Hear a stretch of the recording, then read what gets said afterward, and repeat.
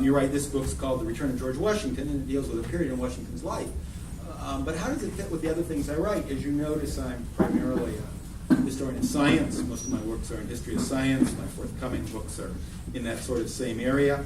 But what I do with my writing, I write articles on lots of topics.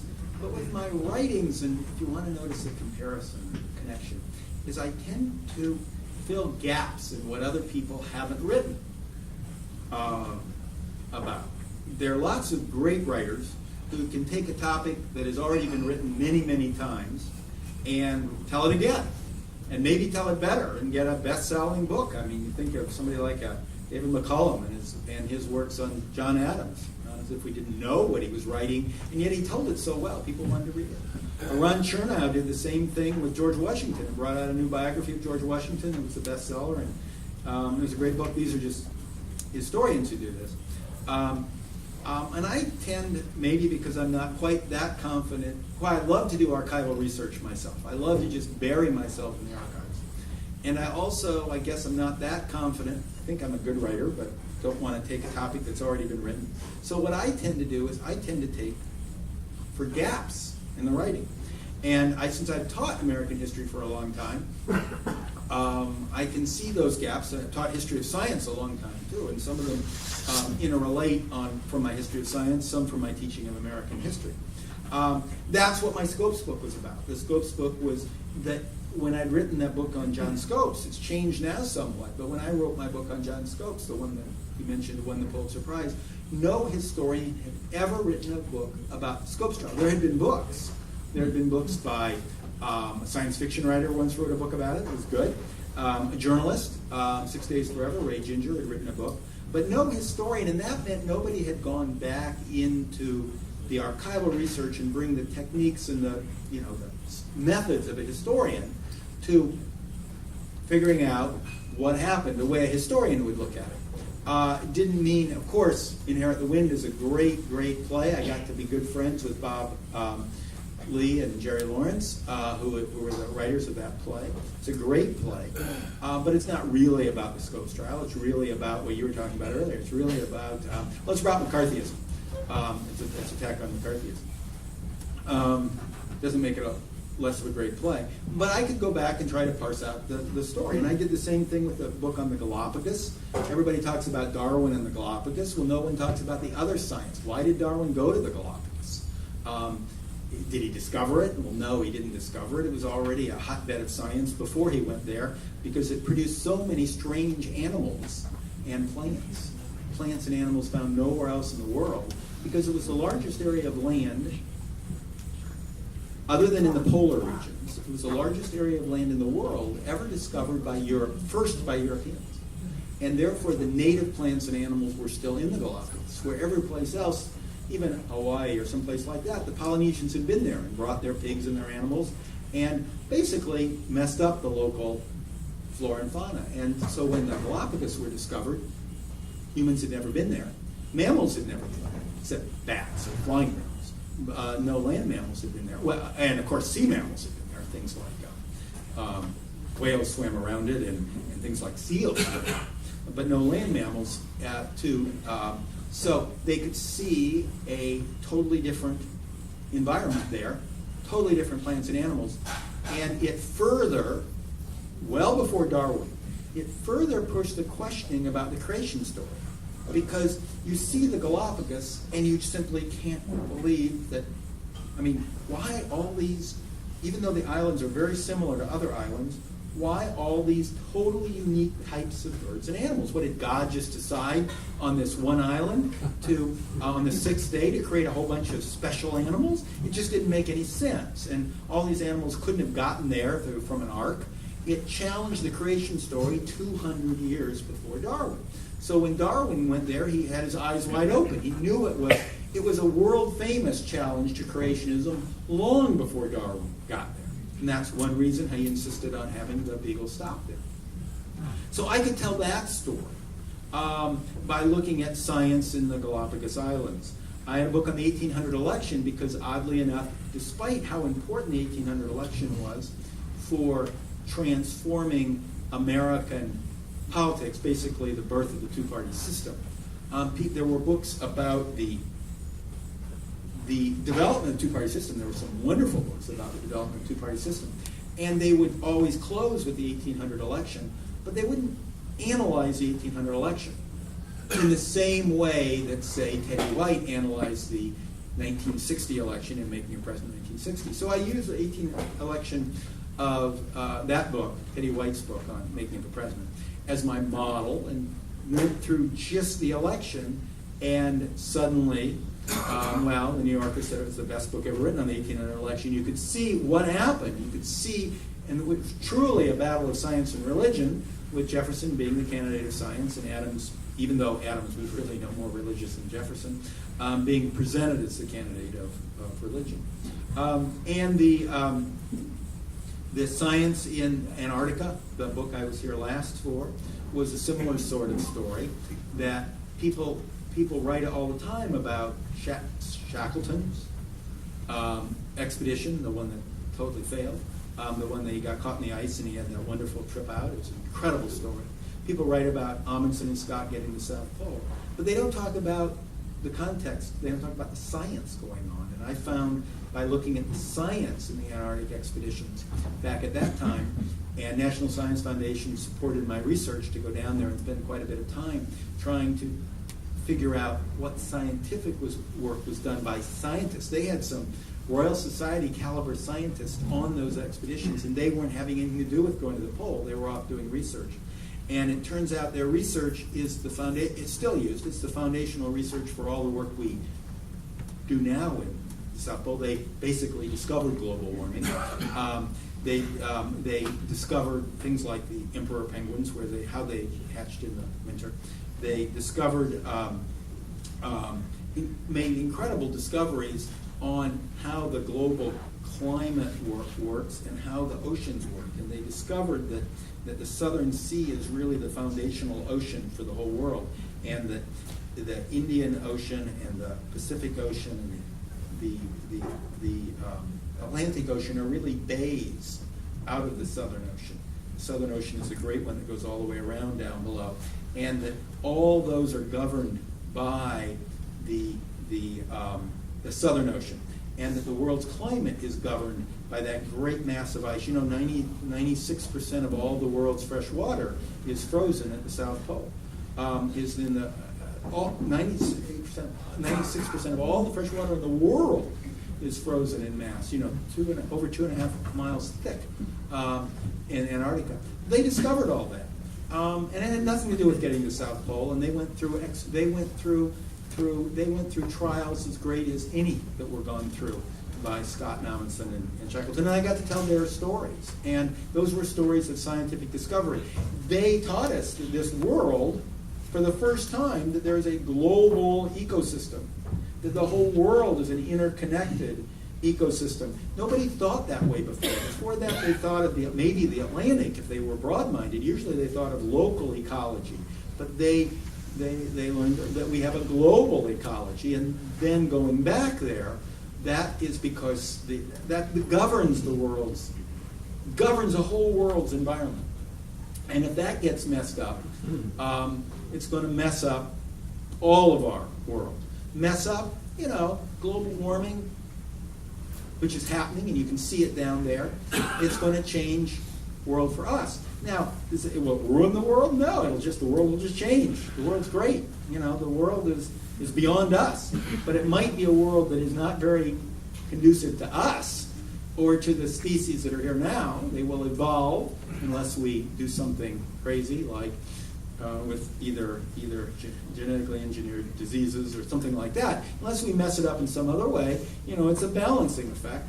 But you get to see it down there and experience it, and they first discovered it. So I got to write those stories. Now, then you say, well, how could you do that with George Washington? I mean, George Washington must be the best known person in the world, certainly best known person in the United States. Their library, you could fill a library with books about George Washington. That's true. Most of them are pretty bad, but you could fill one. And there's some that are very, very good. Some that are very, very good. Such as I mentioned Ron Chernow's biography, which came out. It's a very good book. It's the best one-volume biography. There are multi-volume biographies. one by Flexner, another by that's fabulous. I think that's 4 volumes. Freeman has a 6-volume. There are wonderful ones about certain incidents, like Washington's crossing, about his crossing of the Delaware and the significance of his crossing the Delaware during the Revolutionary War. There's some good ones about his presidency. But I learned that there's a gap in all those books. And that's the gap that this book is about. Most of the books about Washington are either about when he was general, when he was commander-in-chief of American forces during the Revolutionary War. For 9 years, without pay or with leave, he led the U.S. forces ultimately to victory. He was batted around at the beginning. He had to learn how to lead an army. He had to learn how to fight the British, but he did gradually. And with the help of the French, he won in the end. There's a lot of books about his presidency. He was the first president, and he sort of established many American institutions, like the cabinet as his presidency, non-aligned foreign policy. Of course, as you mentioned, not being a religious state, separation of church and state was established by the traditions of his presidency. There are some books about his youth, about how could a person grow up to be like this. I mean, he didn't grow up. He wasn't like Jefferson or Madison. He wasn't born into wealth. He was from his father's second marriage, and the plantation, such as it was to be inherited by his half-brother. And if his half-brother, and then he had another half-brother, that would have been the line in front of him. They both died, and so he thought he was going to have to work for a living, and he learned to be a surveyor, and he went out west, what was then west, the Ohio Valley, and did surveying, and he was learned the skill of surveying. He thought he'd have to make a living with speculating in land and acquiring land and selling it as he was developing, as he was learning the West as a surveyor. So there's some books about it, and his service in the French and Indian War. But there's a gap in the literature that covers when he resigns as general commander-in-chief and when he becomes president. There's 7 years in there. If you look at his biographies, well, if you just conventional wisdom is Washington's commander-in-chief and then he's president, and you just, it's inevitable. Of course he's going to be president. Well, we didn't have a country for him to be president of when the revolution ended. When the revolution ended, we had 13 sovereign states. And those sovereign states were just that, sovereign. Many of them had established churches. Very few of them had freedom of religion. Rhode Island did. There were some that did have freedom of religion, but most did not. And that hadn't changed.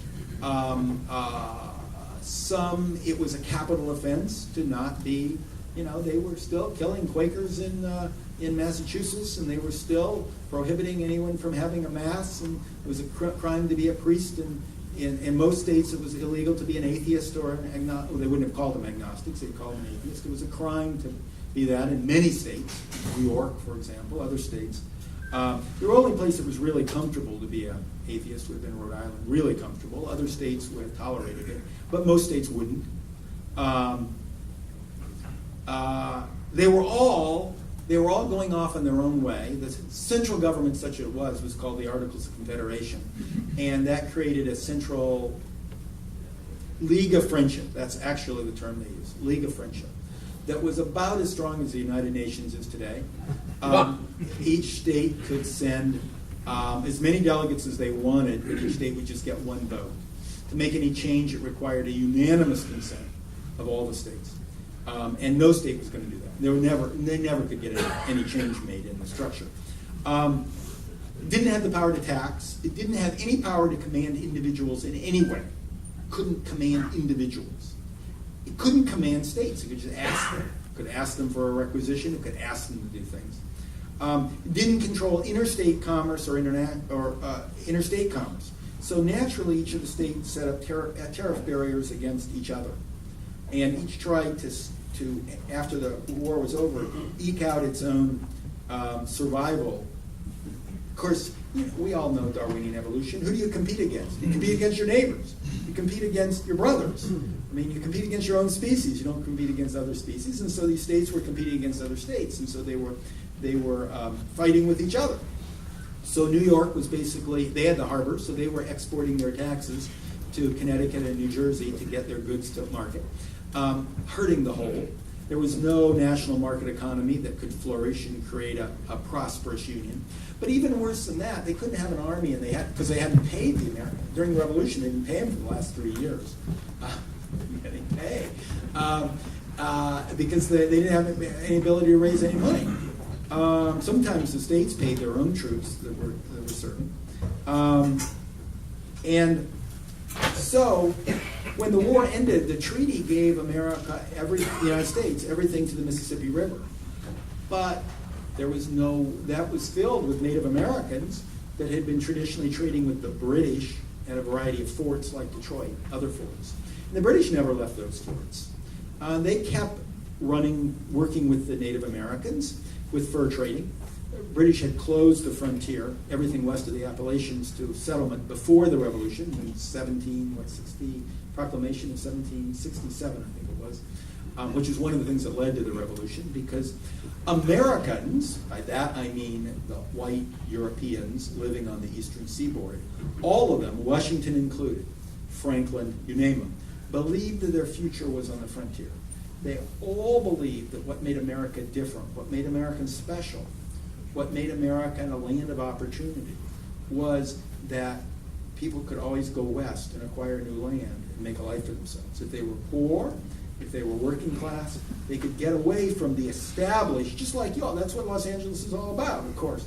That's why you have free inquiry. We want to get away from you're in these small towns in the East, and you're forced to think like everybody else and act like them. And I guess if you're in Salem and you're a witch, you're burned, or you're a Quaker, you're hung. And you can go to the frontier. That's why Ben Franklin left Boston and went to Philadelphia. And Franklin felt this way. Washington deeply felt this way. So did most of these people. That you can go to the frontier and do what have your own life. And also, the rich people thought that they could speculate on Western land and get richer. So for both the wealthy people and the working class people, and Washington originally thought he was part of that working class. Acquire land, be a surveyor. Then his brothers died, and he inherited the plantation, and then he married very well, married the richest widow in Virginia. He was 6'2", and she was 4'8". No wonder they didn't have any kids. But he was able to expand his plantation. He already had his land that he had acquired by speculation on the frontier. So he believed we needed to go west. Well, the only way that the British had never left the forts. The Spain from New Orleans was pushing into the southwest. And our settlers were being pushed back. They had moved that way before the Revolution. They were being pushed back because, of course, the British and the Spanish, who were trading with furs, were providing guns to the Native Americans to collect furs, but they could also collect scalps. They could also shoot Americans who were trying to open the land. And America could do absolutely nothing to get them out because we had no army, because we had no ability to tax. And that area wasn't owned by a state. It was owned by this Confederation Congress, which had no power. So no state was willing to throw, and all the states were struggling financially because after the Revolution, all of our money was, everybody wanted to buy, they hadn't been able to trade for 9 years, so they were all trying to trade with Europe. And so all the money was going, all the hard money was going over to buy goods from Europe, and so we had tremendous, well, it depended. We had tremendous depression in some states, tremendous deflation in some states, like Massachusetts, leading to Shays' Rebellion by debtors. Other states had started printing paper money because every state was free to do what it wanted to. And states like Rhode Island and Georgia were just printing paper money like crazy. And then you had hyperinflation in those states. But every state was different. It was a mess. You think Greece and Germany can't get along in the EU. Well, it was a lot worse. They at least have a common currency that causes part of the problems, but it's a lot worse in this period. And we were actually, the frontier was being pushed back. Most of Georgia had been lost to the Native Americans. They were being pushed back all the way to Augusta and Savannah with the help of the Spanish. And same way in Washington's territories. And so we hear all about Washington when we're reading about Washington. We hear all about him during the Revolution. When I'm teaching survey in American history at Georgia or someplace, you hear all about Washington during the Revolution. Then you have a couple days and you talk about the collapse of the Confederation. And you hear Washington retired and went back to his farm, to his plantation, and he loved to be a planter. He was a scientific farmer. The plantation he had inherited was a tobacco plantation. It had been played out. You couldn't really grow tobacco very profitably anymore because tobacco takes a lot out of the soil.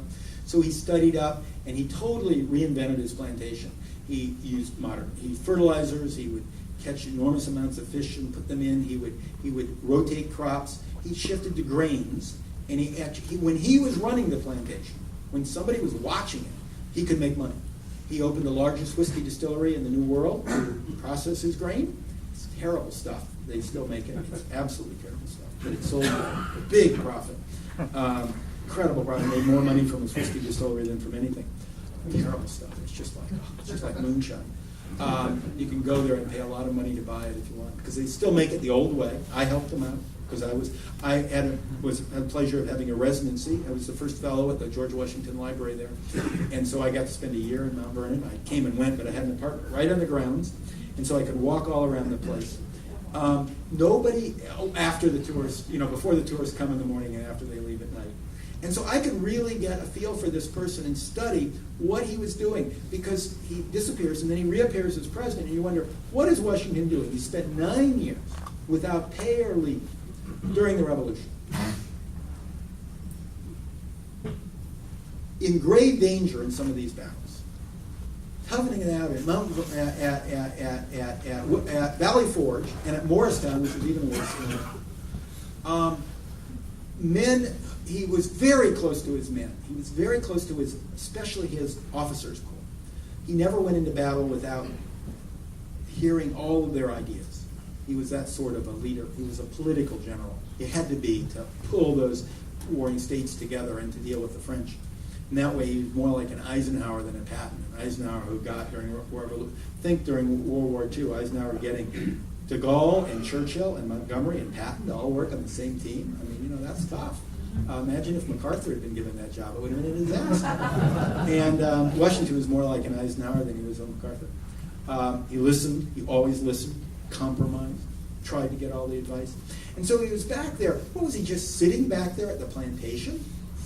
Tending his farm for 6 years with everything he fought for was collapsing, and he knew it was collapsing. So I went back to study that period. Now, and that's what this book's about. That period that even in his biographies, people just talk about him as a farmer and sort of skip over his role as a leader. And what I found is that he was tremendously involved during that 6 years. He was writing literally hundreds of letters a month. Most of which we have. He was to different political leaders, different state leaders, saying, what are we doing? To his friends back in France, like Rochambeau and Lafayette. What is happening? Only a Tory, some of his letters are right, only a Tory, only a Brit could have predicted this. We were trying to do something different in America, he said. We are trying, and he always used this phrase, we were trying to create a government of the people. There's never been one, and not at a continental level. There had been, they knew the Swiss cantons. You had these tiny little villages in Switzerland that were where they did have some sort of a functioning republic or democracy. You had the city-states, maybe in Greece, depending on how you interpret that story. You had the Doge elected in Venice, but everything else was run by the aristocracy. The rest of the world is monarchies, is theocracies, is ruled by dogma, ruled by, and Washington was a child of the Enlightenment, as was Franklin, as was Jefferson, as was Adams in his own way. So many of these people, even Hamilton, the others, and the Enlightenment thought of this idea that people voluntarily form. You can read Locke, you can read Rousseau. People should be what's important, not the king, not the aristocrats. People should be what's important.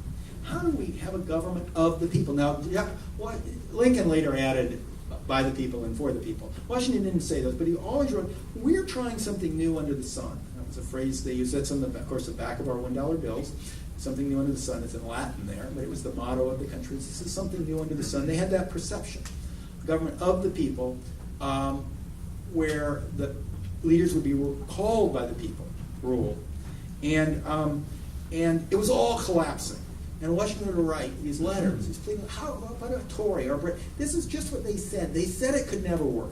They said you have to have a king. You have to have the church has to back your government.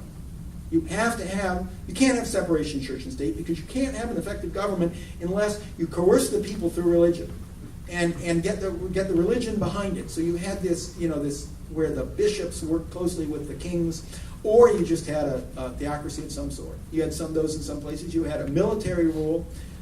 We're trying to do something different, and it's all failing. And so I'm looking at this period where Washington's struggling with that. And you see his letters to Hamilton, to Madison, to John Jay, and to Thomas Jefferson. Jefferson and Washington were very close during this period. Madison was very close with Jefferson. They broke later, but this time they were very close. They were working on the same page. To the Pinckneys in South Carolina, to the Morrises in Pennsylvania, trying to figure out what could be done to create an effective national union, and what powers had to be. So I was able to follow this period, and I was able to see sides of Washington you don't normally see. Those sides are when he's in power, when he's the general, or when he's the president, he has to play a certain role. And we sort of see him that way. He's like a wax figure to us. Unlike Jefferson, we can sort of feel a little bit, and we can sort of feel Lincoln. But Washington, for most people, is like this wax figure, like this up on the Mount Rushmore, or that terrible picture on the $1 bill, where he looks so distant with those horrible false teeth with the bulging sides, and you wonder, how can anybody be close to him?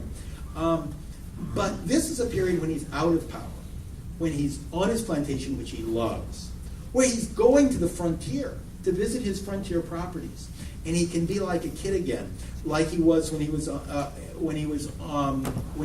surveyor. So he's in his 50s. He's the most famous person probably in the world. Certainly the most famous person in America, a celebrity like none other.